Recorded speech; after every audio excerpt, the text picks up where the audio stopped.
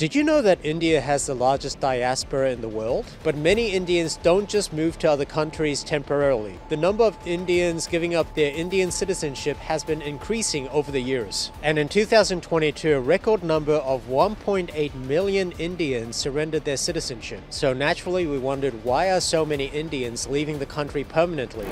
भारतीय नागरिकता छोड़ने वालों की संख्या में हर साल इजाफा हो रहा है। साल 2021 में ही 1,63,000 से अधिक भारतीयों ने यहाँ की नागरिकता छोड़ दी और विदेशों में जाकर बस गए। तो आप लोगों ने स्वदेश मूवी तो देखी होगी, अपने शाहरुख खान वाली। हाँ, मेरे चाचा का लड़का है ना Shahrukh Khan. Coming back to the point, आपने स्वदेश मूवी तो देखी होगी शाहरुख खान वाली, जिसमें शाहरुख खान का नाम होता है मोहन भार्गव और वो नासा में काम करते हैं यूएस में। एंड इंडिया में उनकी एक अम्मा रहती है, कावेरी अम्मा, जिन्होंने उनको पाला पोसा था, उनका ख्याल रखा था after his parents died. So for some days Mohan came to India and अपनी कावेरी अम्मा को लेने वापस आए थे, बट इवेंचुअली क्या हुआ, वो खुद ही यूएस नहीं गया, खुद ही इंडिया में रुक गए। तो बॉलीवुड इस प्रकार की फिल्में बनाता है to promote the culture of तमीर जैसे टाइप्स कि अपना भारत महान। बट इवेंचुअली हो क्या रहा है कि ज़्यादा से ज़्यादा लोग बाहर की सिटीजनशिप अप्लाई कर रहे हैं, इंडिया को छोड़ के जा रहे हैं, और ये नंबर बहुत ज़्यादा बढ़ चुका है इस point of time. Recent data shared by the government in parliament revealed a staggering 68% increase in the number of students जो बाहर अपने हायर एजुकेशन लेने जा रहे हैं। And according to an India Today article, in 2022 7.5 lakhs बच्चे थे जो बाहर गए, and in 2021 4.4 lakhs बच्चे थे जो बाहर गए। तो एक साल में ही अराउंड 3 लाख बच्चों का जो है डिफरेंस आ गया। 3 लाख ज्यादा बच्चे इंडिया से बाहर गए for their higher studies. But the twist doesn't end here. A record number of 2.25 lakhs Indian citizens जिन्होंने अपनी इंडिया की सिटीजनशिप रिनाउंस कर दी एंड फॉरेन की सिटीजनशिप ली इन द ईयर 2022। तो ये नंबर 2.25 lakhs जो लोग हैं वो उन्होंने बोल दिया कि हम इंडिया में नहीं रहना चाहते हैं इनडायरेक्टली। तो एक्चुअली रीजन क्या है? यहाँ मोदी जी इतनी स्पीचेस दे रहे हैं अपने इंडिया के बारे में, अपने जीडीपी के बारे में इतनी बातें हो रही हैं, बट स्टिल जो इंडियन स्टूडेंट्स हैं या जो इंडियन सिटीजन्स हैं वो बाहर जाना प्रेफर कर रहे हैं। एंड ऑब्वियसली सोल्यूशन क्या है? बिना सोल्यूशन के तो मैं कोई वीडियो बनाता नहीं। तो सोल्यूशन डिस्कस करेंगे एंड में, और एंड तक वीडियो देखना अगर वीडियो अच्छी लगे, और अगर वीडियो अच्छी ना भी लगे तब भी एंड तक देखना, क्योंकि मेरे पे दया खा लो, मुझे एवरेज व्यू टाइम अपना बढ़ाना है। अच्छा ठीक है, समझ गया। So let's start with the most evident reason जो है economic opportunities। So obviously India के बाहर जाना तुम्हारे करियर के लिए बूस्ट हो सकता है, and there are obviously better job opportunities and better financial opportunities outside India। और यही चीज लोगों को बहुत ज्यादा अट्रैक्ट करती है, क्योंकि इंडिया के बाहर जाना ये तुम्हारे लिए कैनवस हो सकता है for your career growth. And the second reason is also an obvious reason जो है हायर एजुकेशन। तो बहुत सारे लोग हायर एजुकेशन के लिए बाहर जाते हैं फिर वापस ही नहीं आते।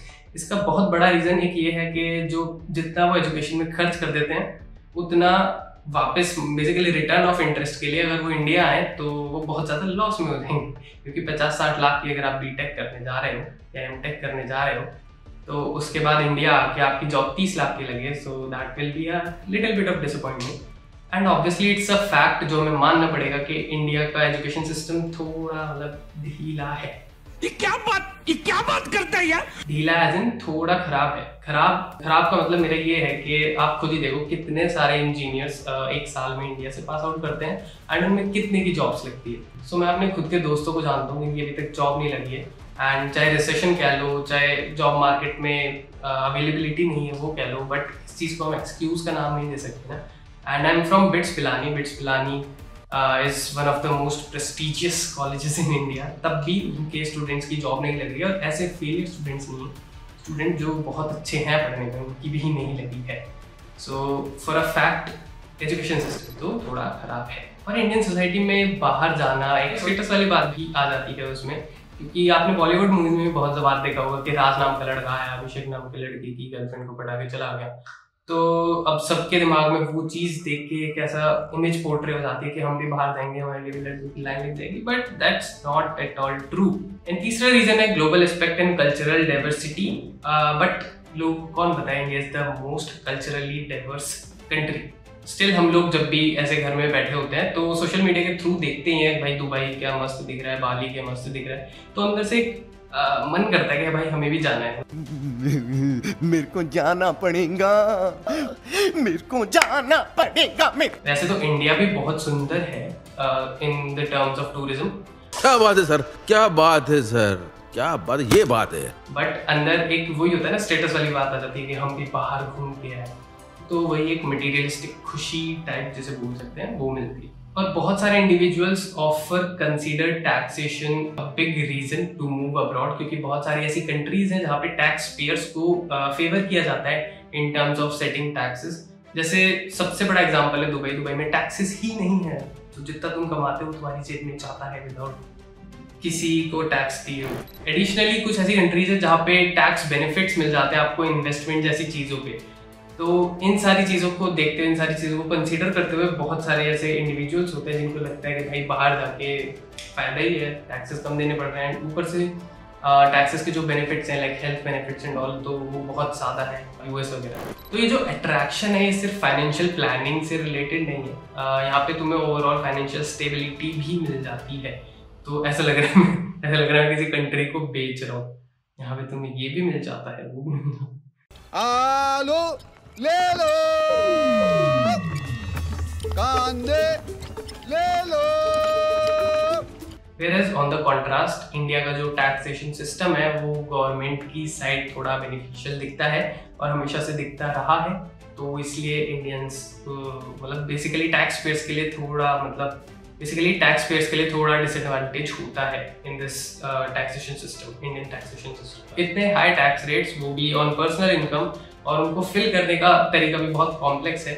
तो ये सारी चीज़ें एक नोशन क्रिएट कर देती है कि भाई बाहर जाना would be a better decision. तो रीजंस की तो बात हो गई, अब बात कर लेते हैं सोल्यूशन की, जिसके लिए आपको इतना एंड तक वेट कराया और ये सुन के आप बहुत डिसअपॉइंट होने वाले हो। But to be honest, government ठीक है, जो कुछ कर सकती है। अबे जल्दी बोल, कल सुबह पनवेल निकलना है। और अगर ये सुन के कुछ गालियां देनी हो तो कमेंट सेक्शन में लिख देना। हाँ, बस ये है कि एक दिन में कुछ भी नहीं होता है। अगर एक्चुअल कुछ चेंज लाना है तो उसके लिए कुछ टाइम लगेगा, 5-6 साल लगेंगे। But you have to improve your education system, you have to be favourable for tax payers. और ये सारे कुछ चेंजेस अगर आते हैं तो आई थिंक इन फ्यूचर जो लोग हैं वो इंडिया में रहना ज़्यादा प्रेफर करेंगे, बल्कि बाहर के लोग भी इंडिया की सिटीजनशिप लेना ज़्यादा प्रेफर करेंगे। तो अगर आपको टॉपिक इंटरेस्टिंग लगा एंड लगा कि मैंने कुछ इन्फॉर्मेशन दी है तो please do like, share and subscribe the channel. और मिलते हैं नेक्स्ट वीडियो में, तब तक के लिए बाय बाय।